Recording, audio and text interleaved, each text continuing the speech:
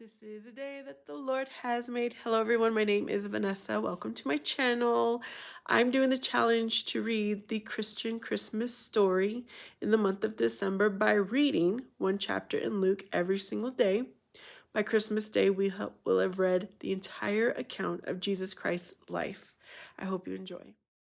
Chapter 12, Warnings and Encouragements. Meanwhile, when a crowd of many thousands had gathered, so that they were trampling on one another, Jesus began to speak first to his disciples, saying, "Be on your guard against the yeast of the Pharisees, which is hypocrisy.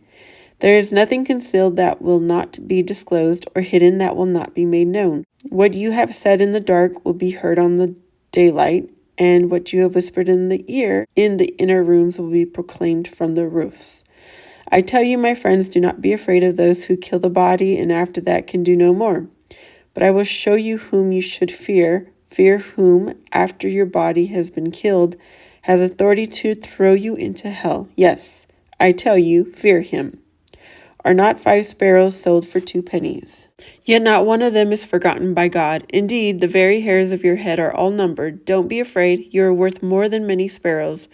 I tell you, whoever publicly acknowledges me before others, the Son of Man will also acknowledge before the angels of God. But whoever disowns me before others will be disowned before the angels of God.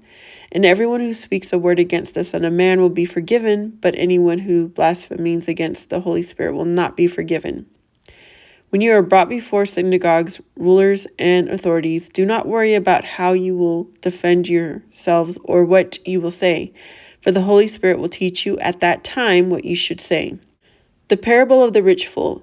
Someone in the crowd said to him, "Teacher, tell my brother to divide the inheritance with me." Jesus replied, "Man, who appointed me a judge or an arbiter between you?" Then he said to them, "Watch out. Be on your guard against all kinds of greed. Life does not consist in an abundance of possessions." And he told them this parable.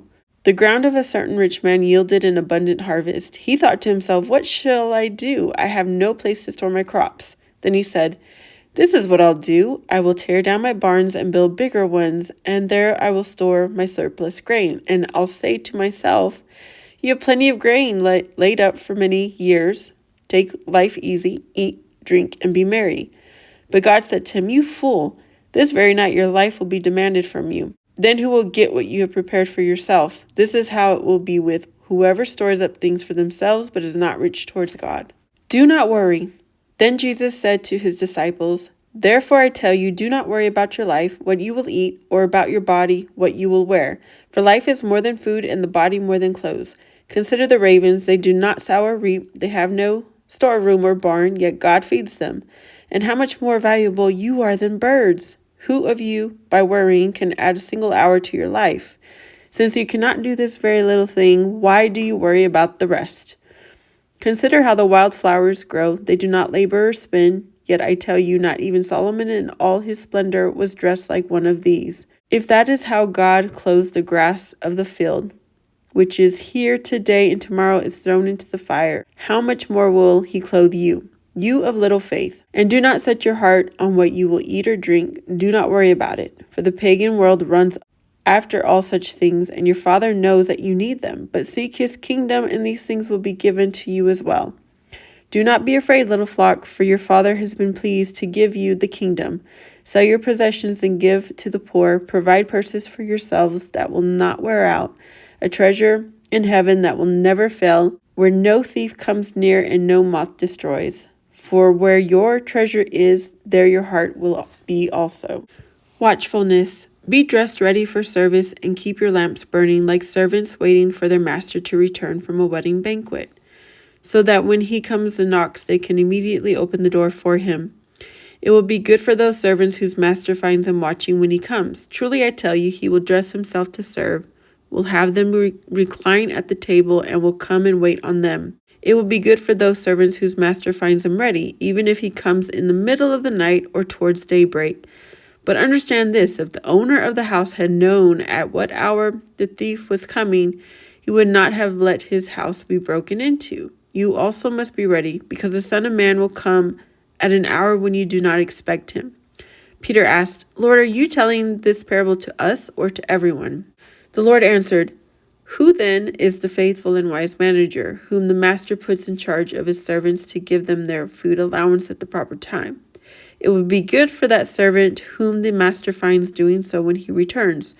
Truly I tell you, he will put him in charge of all the possessions. But suppose a servant says to himself, my master is taking a long time in coming, and he then begins to beat the other servants, both men and women, and to eat and drink and get drunk. The master of that servant will come on a day when he does not expect him, and at an hour he is not aware of. He will cut him to pieces and assign him a place with the unbelievers. The servant who knows the master's will and does not get ready or does not do what the master wants will be beaten with many blows. But the one who does not know and does things deserves punishment will be beaten with few blows. From everyone who has been given much, much will be demanded, and from the one who has been entrusted with much, much more will be asked. Not peace, but division. I have come to bring fire on the earth, and how I wish it were already kindled. But I have a baptism to undergo, and what constraint I am under until it is completed.